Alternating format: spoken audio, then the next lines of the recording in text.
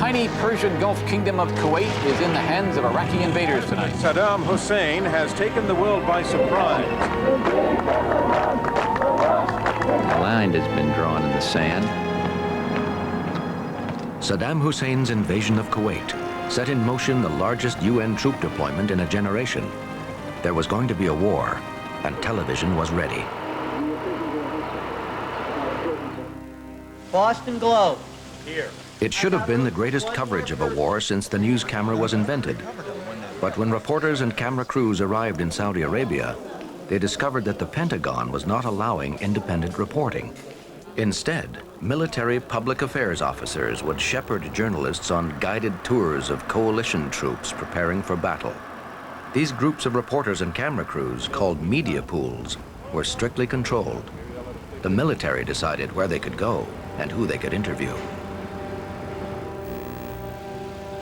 Worried by the use of media pools, the major U.S. news organizations held a series of meetings at the Pentagon.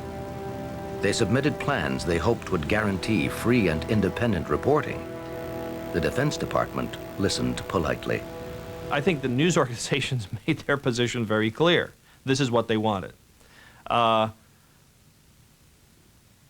plan was drawn up based on that.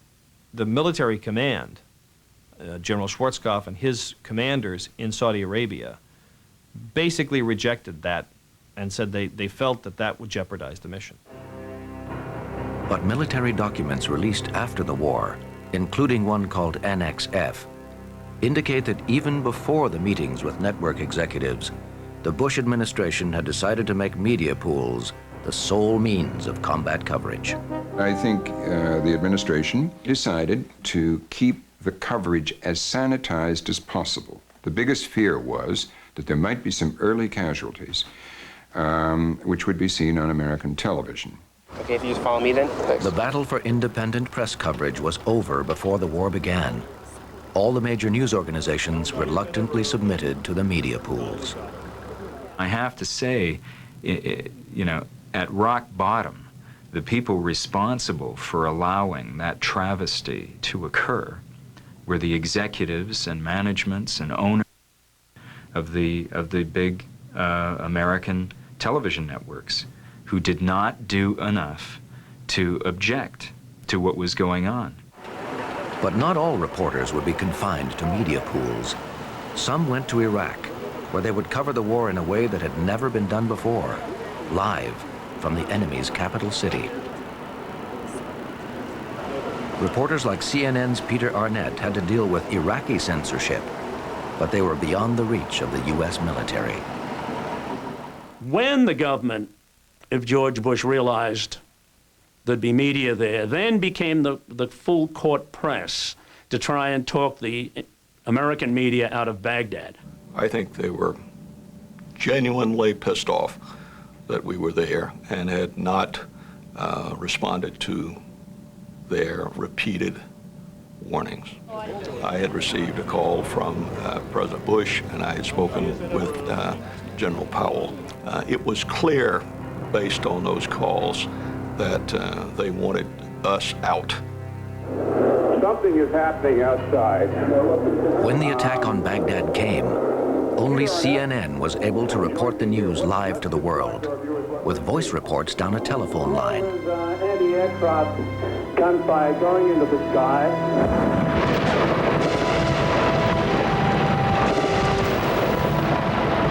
Pictures of the first night's attack would not be seen for another 24 hours. But CNN's voice reports had scooped the Pentagon's official announcement by 27 minutes.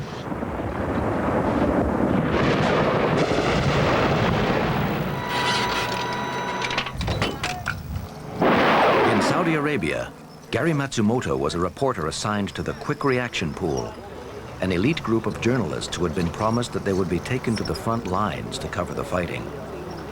After weeks of preparation and training, days before the fighting began, the orders finally came. Under cover of darkness and in strict military secrecy, Quick Reaction Pool number 5 was taken on its first mission to cover U.S. frontline troops. Must have been maybe an hour or so, hour and a half. The sun starts to rise on the horizon. we land. Cloud of dust. We're clambering off, the dust settles, and we see where they brought us to cover the news. The largest bakery and laundry facility in Saudi Arabia.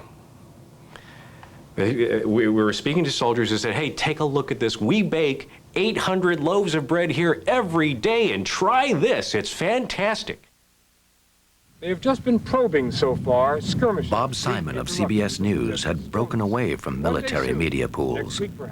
During the early days of Desert Storm, his reporting was strikingly different than the military's version of events. He showed that Iraq had attacked a town in Saudi Arabia. Heading in the other direction, south towards safety, the people of Kafji. He suggested that U.S. troops in the area were on their own because Saudi forces had abandoned their positions. At the time, the Pentagon had been praising the fighting spirit of the Saudi troops and had made no mention of any ground attacks. Basically, I think what it showed was that it showed warfare.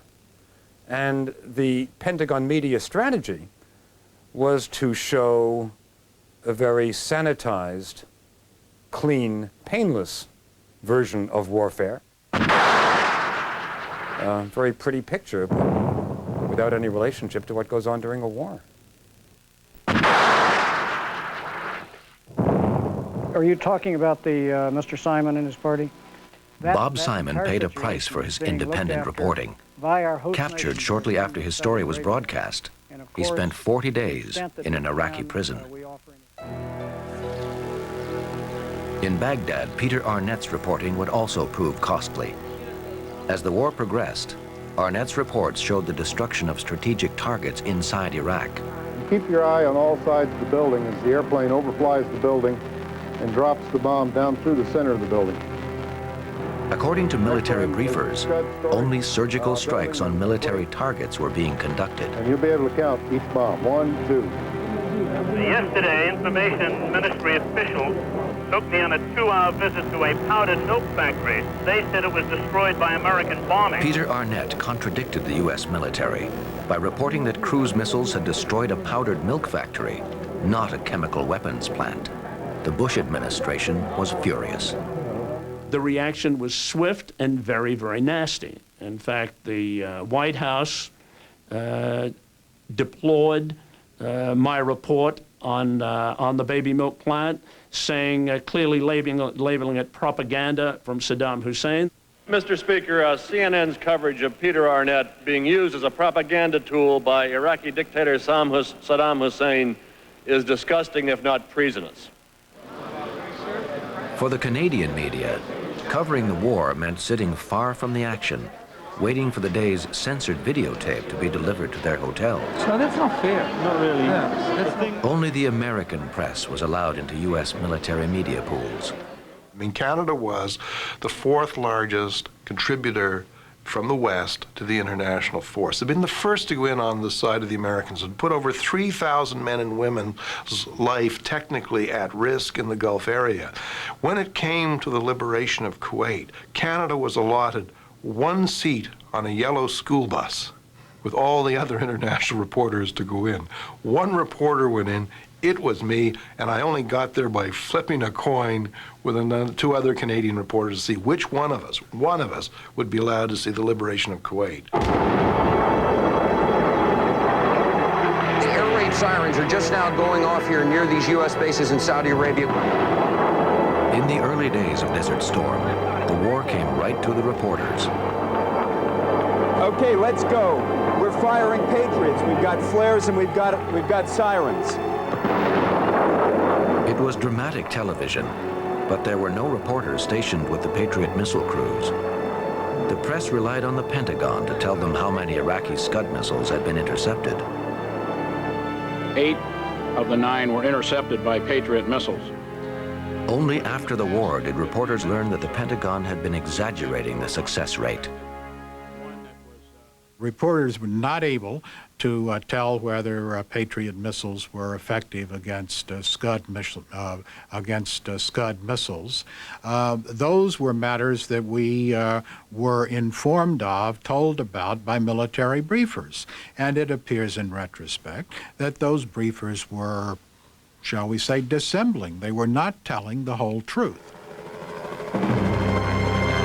Almost all pictures of the Gulf War came from the military-controlled media pools. You are seeing a TV picture. Or as video clips provided by the Pentagon to an anxious press, with hours of live coverage to fill. By God, we've kicked Vietnam syndrome once and for all. Thank you very, very much. This was the war the Pentagon wanted the world to see, and it was delivered to the public by television news. The power of governments to influence what we see was one of the biggest pressures shaping television in the 90s.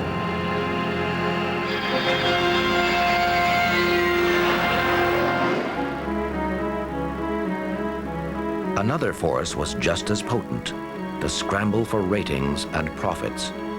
This would create one of the biggest media frenzies ever seen in the century of the news camera.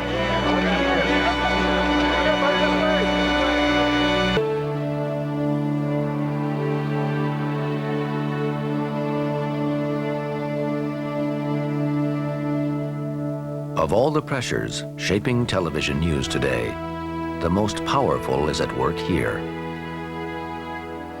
In television, it isn't the program that is being sold, or even the products. What's really being sold is you.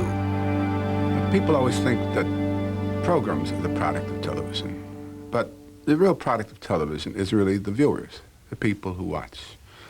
That's what television sells to advertisers.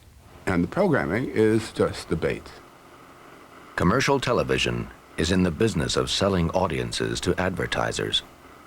And the idea of shaping news coverage to attract and sell the largest audience was pioneered by American local news.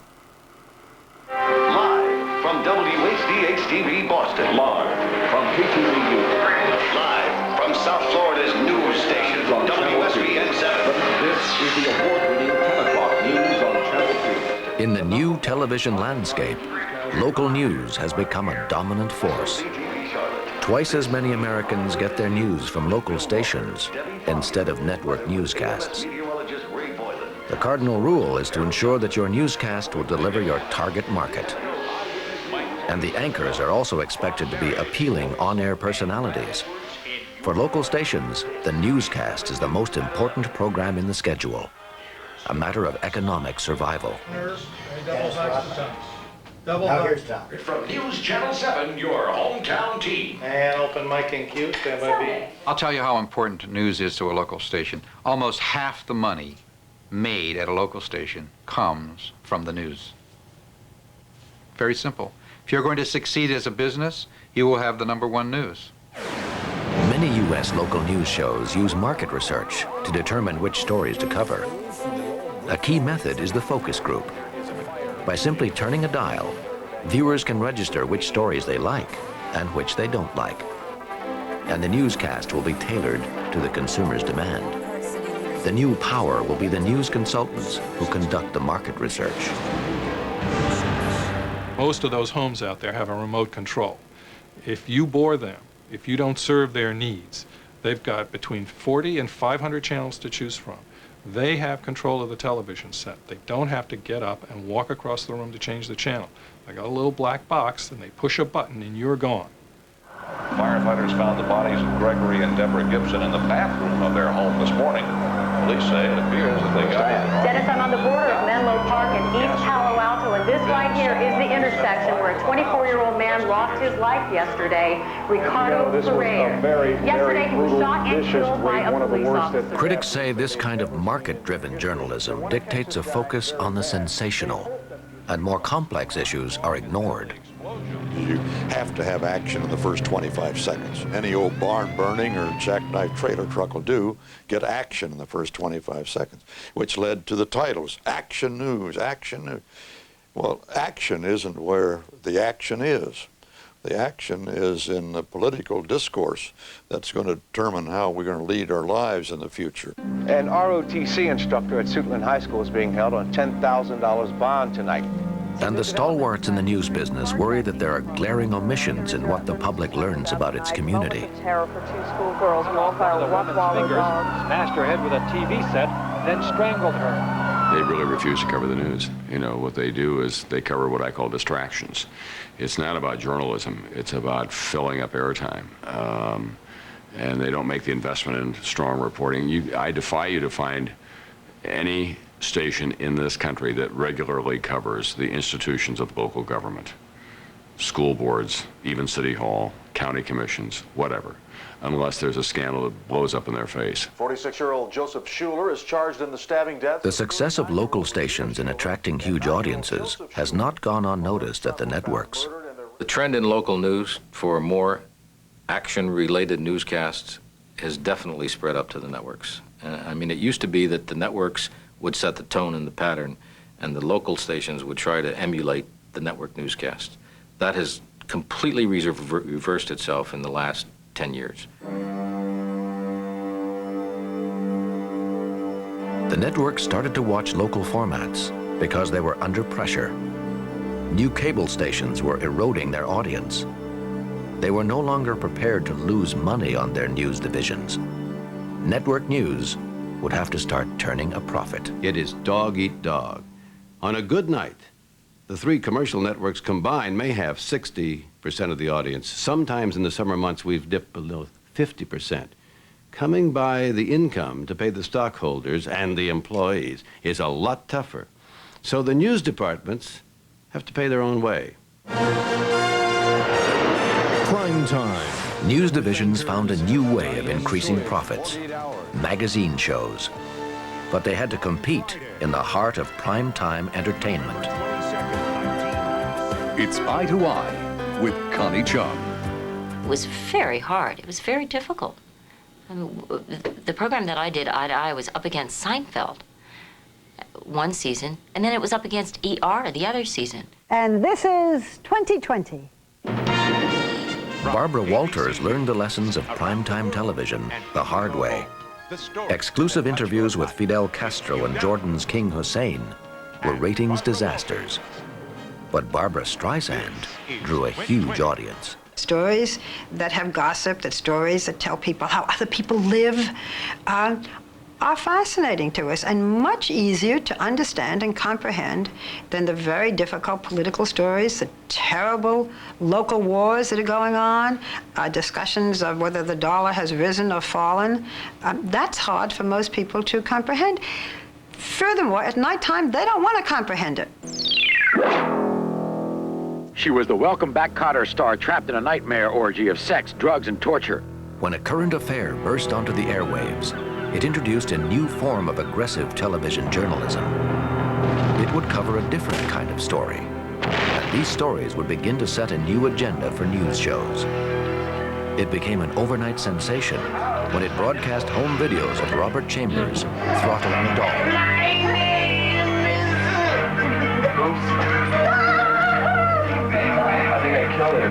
Chambers was the college student who strangled his date during violent sex. When I first started on A Current Affair and we would go out on stories, we were the only one. Well, now if you go out on those same stories, you have all the networks, you have Inside Edition and hard copy. They're all trying to get the exact same story. There's a dead body in the backyard of the police chief's home. It is Peyton Place come back to life. I think it changed the face of news. It really changed the way people covered the news.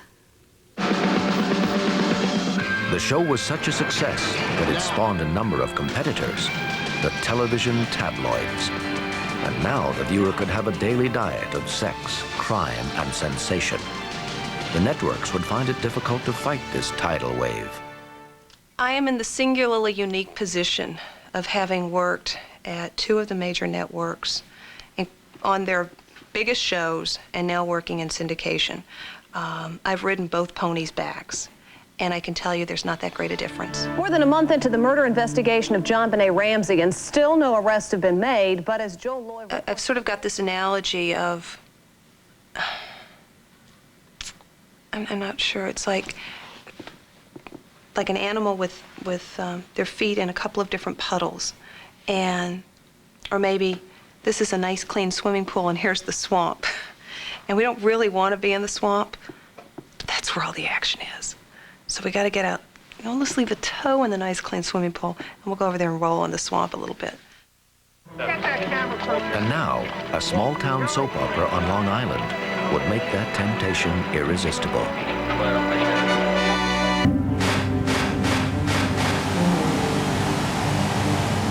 In the 1990s, the line between the tabloids and mainstream television news began to blur. It started with a story that a decade earlier would not have made it off the back pages of the local newspaper. But Amy Fisher showed the network news divisions something they couldn't ignore. Amy Fisher was 16 years old when she had an affair with Joey Buttafuoco. Anything at all to say, Joe? She became obsessed, tracked down his wife in a New York suburb, and shot her in the face. It was perfect grist for the tabloids, in print and on the air. Now, anchoring Team AJ coverage, Nancy Glass. This wild soap opera that took place on Long Island that got completely out of control. America was fascinated by this story. I mean, you just can't believe it. It's like a car wreck. How could this have happened? And yet, Amy Fisher spawned a groaning shelf of books. 3 made-for-TV movies. Who would have believed it? The network news divisions, which had played the story down, suddenly saw something that changed their appetites. They saw the numbers. They saw how the stories were able to reach out to the people. They were accessible stories. And therefore, they wanted to do the same thing. For television news executives, Amy Fisher had posed the question, should viewers get what they want or what they need? A few months later, Lorena Bobbitt showed they'd made their decision. He tortured me, and he raped me. Often followed by... Lorena Bobbitt had cut off her husband's penis with a kitchen knife, claiming she'd been driven crazy by continued rape and abuse. These are signed by John Bobbitt himself. Sign them today. Outside the Virginia courthouse during the trial, the hucksters competed with the satellite trucks for space. Hundreds of reporters appeared from all over the world. Without saying, the word penis is not seen on television or in the newspaper very much in the United States. In television, if it bleeds, it leads, and here we are, right? We're like lemmings. One person does it, and if it's a good, juicy story, then everybody just follows suit, and then at some point, yeah, we all fall off that cliff, hopefully not to our deaths, but maybe to the bottom of the barrel. CNN even made a decision to carry the Lorena Bobbitt trial live, 7 hours a day. However, that we will replay whatever portion of Lorena Bobbitt's testimony we will not be able to bring you at this time. Almost reluctantly cutting away, even for the president.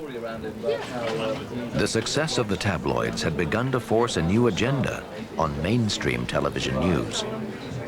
There is generally a lowering of standards about what we see on the air. And so much crap passes as for information now that I think not only does the audience sometimes miss the distinction between news and crap, I think editors sometimes miss the distinction between news and crap. In 1994, the story of 2 Olympic teammates pitted the tabloids against the networks in a chase stretching halfway around the world. The month before she was to compete at the Games in Lillehammer, American skater Nancy Kerrigan was attacked and clubbed on the knee. Within days, there were indications that Tonya Harding, her chief rival, was somehow involved. The media frenzy was on. No, out of my way! You guys, will you go away, please? It all began January 6th with the whack heard around the world. Portland, Oregon was deluged with cameras, and Harding was hounded everywhere she went. the story of the year, perhaps many years. But the people trapped in this media circus... she turned her camera on those who have exercised much of the scrutiny. Your cameras and stuff, you're causing exiting problems, okay? The competition for the exclusive boiled down to a battle between the tabloids waving their checkbooks and the networks, which could offer only prestige. In some cases, certain organizations use greed. The money won. Inside Edition was very much on the case of Tanya Harding. Ultimately, Inside Edition got the interview, had the exclusive, and Tanya Harding was compensated for that. I've no doubt that the money was an inducement for her to choose that particular program as her first foray into interview land, as opposed to CBS News. This is the CBS Evening News with Dan Rather in New York and Connie Chung in Portland, Oregon. CBS refused to offer money, but it was prepared to offer something else. Here at her practice center in Portland, Oregon. How are you feeling now that you know you're finally on your way to the Olympics? The prestige of being interviewed by their anchorwoman, Connie Chung, who was dispatched to join the hordes chasing Harding. And appeared simply ready to just get going. It was repulsive. It was hard. Diane Sawyer had gotten an interview with Tanya Harding, and our CBS really wanted me to go after her. I think when you see Connie Chung hanging out the skating rink trying to talk to Tanya Harding, then you know the networks have changed the way they're covering news as well. How are you feeling? CBS had Connie Chung fly to Lillehammer with Harding just to get a scrap of an interview. Going here to win. There were a lot of questions we couldn't ask Harding. People would fall all over this person, no matter who it was. It could be a well-known person or not a well-known person, but the person could really, you know, call the shots. And it was really amusing to see all these so-called big stars groveling and trying so hard to get this one individual. They would do somersaults to get this person.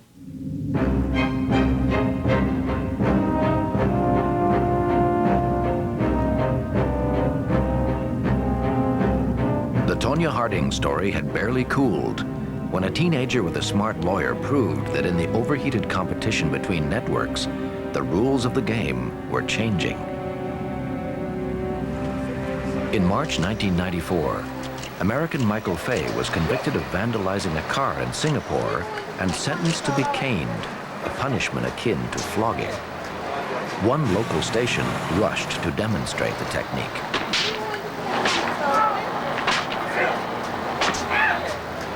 As you know, I have spoken out against his punishment. Even President Clinton made a plea for clemency. The story set the networks at each other's throats. I might have both phones on both ears saying the same thing to two different people to save the time of having to say it twice. Theodore Simon was Michael Fay's lawyer. When Fay came home after the caning, they suddenly found themselves the object of fierce competition between network news magazines. We encouraged the competition. We stimulated the competition. I would tell one show that we have this offer over here. I'd tell the other one we have this. I'd say we're doing that. I mean, of course. Sometimes they do get out of control and their egos grow and grow and grow. And you want to say, you know, buddy, but you're like, anyway, I'd really love to do this. And sometimes I'm thinking, I want to hurl. Simon and his client weren't after money. They wanted the biggest chunk of airtime they could get to clear Fay's name. I'm not going to say much right now because I just want to be with my family right now. Larry King gave them 1 full hour, live. But Michael Fay joins us in Washington to tell us his story for the first time on television. Michael Fay is a name you know already. NBC Dateline deemed the story worth 40 minutes of prime time, spread over 2 nights. Now he's home, anxious to set the record straight. There's a realization that they have to do more than they ever did, or they have to go further than they want to, or would like to. But they're the ones that control that. In the summer of 1994, the conflict between the old traditions of journalism and the new realities of television news crystallized in one story. I have O.J. in the car. He's still alive because he got a gun to his head. In June 1994, all the forces driving television news, the competition for ratings, the pressure to keep up with the tabloids, the fascination with live spectacle, converged in one story. We don't know what's going to happen. The pursuit is over. Here was this American hero, suddenly accused of heinous murders in a situation that had all the trappings of soap opera drama. And it was irresistible. Was the public obsessed with the O.J. Simpson story, or was it television's obsession? Guilty or innocent, double murder. And as you just pointed out, the world may be waiting. Either way, the trial changed viewing habits and changed television.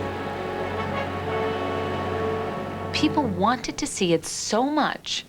And the shows, you know, the magazine shows, networks, syndicated, they were only covering it so far. People were turning to cable so they could watch it wall to wall. And you know what? They did that for a year, and they never turned back. Our normal soap opera ratings in the afternoon, which were at that time #1, plummeted. Well, if you don't think, we learned a lesson from that. People wanted to see it. Cut the juice loose! It's the will of the people! For 2 years running, the O.J. Simpson story got more airtime on CBS and NBC than any other story. And it was frequently the lead. Now, what that meant was that these respected news organizations were saying to the American public night after night, this O.J. Simpson story is the most important thing happening in the world today. Well, the journalists knew it wasn't. It was just a good, sexy, dramatic story. But it certainly didn't deserve this obsessive coverage. You can't be above the news. You know, if there are things that are going on out there and you're in the news business, you have then an obligation to go out and try to give it some context and to examine it on its merits. We, the jury, in the above entitled action, find the defendant, Orenthal James Simpson, not guilty of the crime of murder.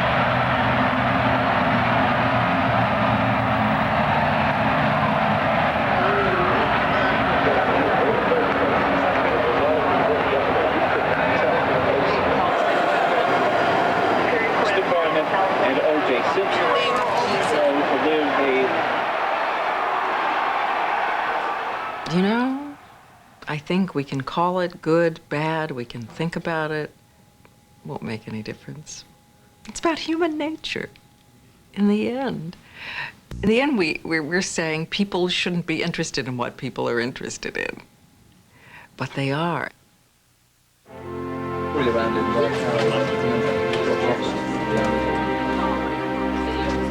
Today, the traditions of journalism are under siege.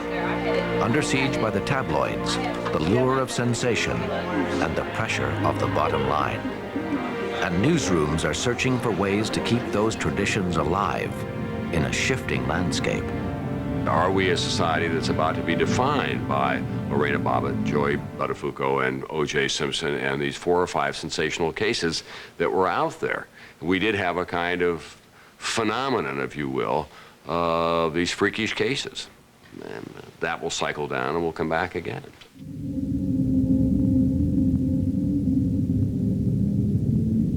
You know, my mom will say, can't you do a few more highbrow things? And, you know, I try to do what I can. Sometimes stories, though, are sexy and salacious, and it doesn't mean they're all bad stories either. I just think with anything, there's got to be a balance and there's got to be moderation, and perhaps the pendulum is swinging back. And I sense the same thing, that we are now coming back from a dangerous precipice where we might have gone over and just done the funny farm and just done the 3-headed cow, and yes, we found Elvis at a supermarket in Sheboygan last week, sighting type thing. We're coming back to a more steady, more sober look at events. For a decade, the networks seemed willing to gamble with their credibility in the pursuit of higher ratings. Now, they may have to fight to regain it. And the holders of the old franchises, including the networks we've been talking about, are going to have to defend their credibility in order to remain the icons that newer generations, not brought up with particular respect for them, will trust and will want to turn to in this bewildering array of channels and sources. A bewildering array which Canada must now confront. What's the truth?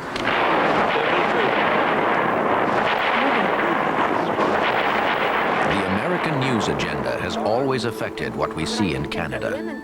Today, cable and satellite carry American images of crime and sensation to even the remotest Canadian communities. Tell me the truth about it. There's a famous story about a small town in Saskatchewan that got its news from Detroit. And that news, of course, was full of crime. The sale of locks and security systems in that small town in Saskatchewan went up by about 40%. So when the hurricane of O.J. Simpson, Tonya Harding, and Lorena Bobbitt hit the American screens, Canadian newsrooms found themselves drawn in. We fell for it as an attempt to grab viewers back. We saw it working for tabloid television programs. We saw it appearing to work for American network programs, although I'm not sure it ever did really work. And we used it as a crutch to try and go and grab viewers. Didn't work. The CTV network was also watching the U.S. newscasts. We were disturbed to see that they were carrying so much of Amy Fisher and Tonya Harding and so much of O.J. Simpson. But we knew that we had to do it too. And this is the danger, you see. You know that you have to get into that game because they are going to take a piece of your audience away if you don't. In the face of the American news agenda, Canadian newsrooms are trying to steer their own course against a strong wind. When we see decisions are made about what goes on the newscasts, what goes into the information programming, decisions are made on the basis of what it takes to sell spaghetti and meatballs, then something has gone terribly wrong. If we do not get our political information from television news, the major source of news for most people, we will be really inefficient, incompetent, blundering political animals. You know, the Edward R. Murrows, the Matthew Haltons, they would roll over in their graves if they thought the marketers and the pollsters were making the decisions about what journalists would be showing to the public on a nightly basis about what was important about that day. What appears on Canadian screens and who defines the Canadian images have haunted us through the century of the moving picture. Ontario. And behind me is Avro number 7. For the first 20 years of the cinematic age, Canada was recorded mostly by foreigners. We were a postcard country.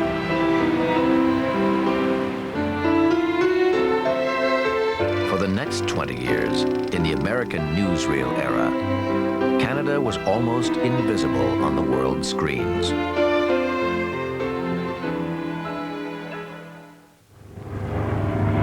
The Second World War changed all that.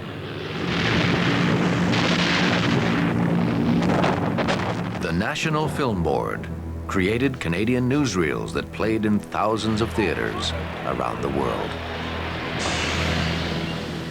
Canadian combat cameramen were sent to every battlefront. From now on, Canadians would record their own history.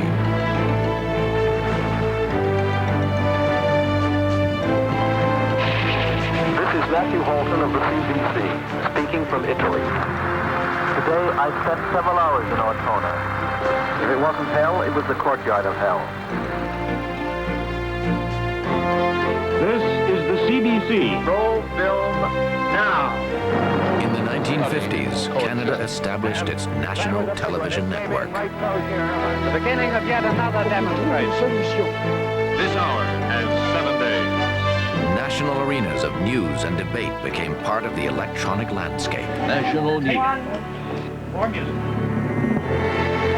In the satellite age, Canadians saw more of their own country and more of the world than ever before. This is the shoot. One-Todd CTV News from Atom. I am standing before the walls of the Kremlin, where a great drama is unfolding. Of the rights of students to demonstrate, of the rights of a university.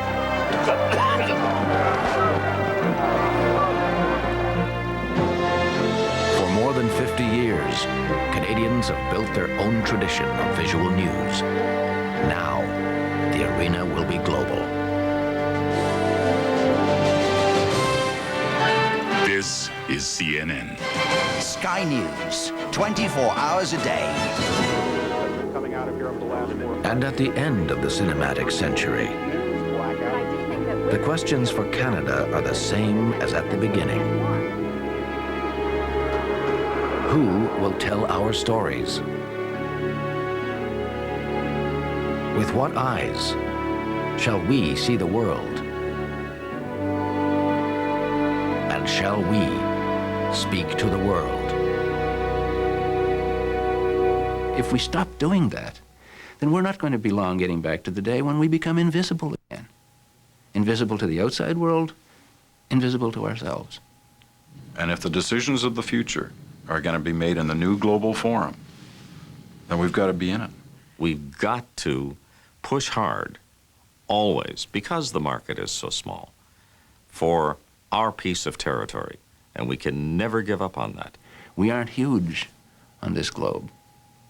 And the only way we assert ourselves, and the only way we are conscious of ourselves, the only way anybody is conscious of us, is to do it ourselves.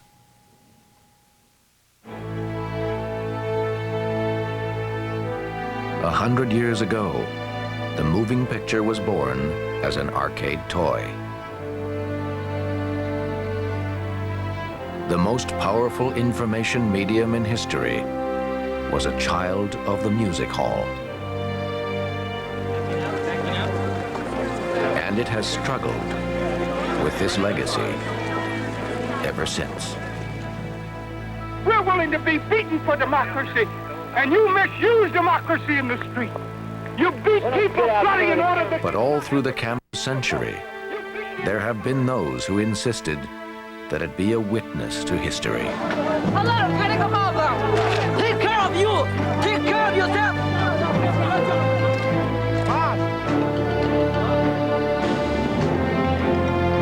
Warum sind journalistische Handlungen verboten?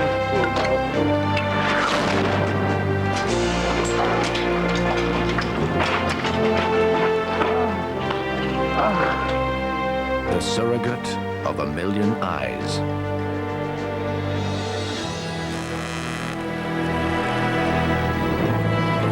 In the end, the news camera will see what we ask it to see.